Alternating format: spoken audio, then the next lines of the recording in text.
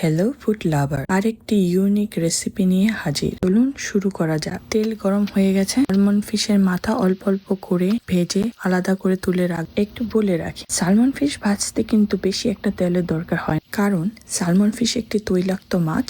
মাছ ভাজার সময় নিজস্ব তেল বেরিয়ে আসবে। আমার মাছ ভাজা শেষ। দিব সাদা জিরে ফোড়ন, কুচি সবজি এবং হলুদ। এই সবজিটিকে হাফ ওয়ে কুক করব। কুক হয়ে গেছে। অ্যাড করব জুকিনি এবং চাইনিজ অ্যাসপারাগাস।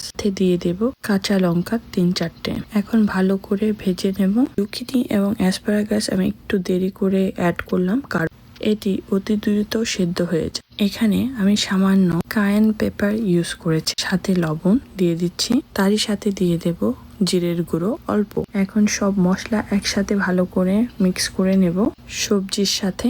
এখানে আমি একটু ঢেকে দিলাম যে সবজিগুলো ইভেনলি সেদ্ধ হয়ে যায়। দেখতেই পাচ্ছেন তেল বেরিয়ে আসছে। এখন অ্যাড করব জল। এখন কিছুক্ষণ অপেক্ষা করব সবজি বয়েল হওয়ার জন্য। সাথে দিয়ে দেব গরম মশলার পাউডার 1 চা চামচ। ভালো করে নেড়েচেড়ে মিশিয়ে দিলাম। এখন ভাজা মাছের মাথা এটার সাথে অ্যাড করে দিচ্ছি।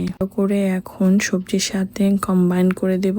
আমার মনে হচ্ছে আর একটু লবণ লাগবে, আমি একটু সামান্য লবণ অ্যাড করলাম। ভালো করে মিশিয়ে দিচ্ছি। এই তো রান্না হয়ে। I hope you enjoy my cooking video. Thank you for watching.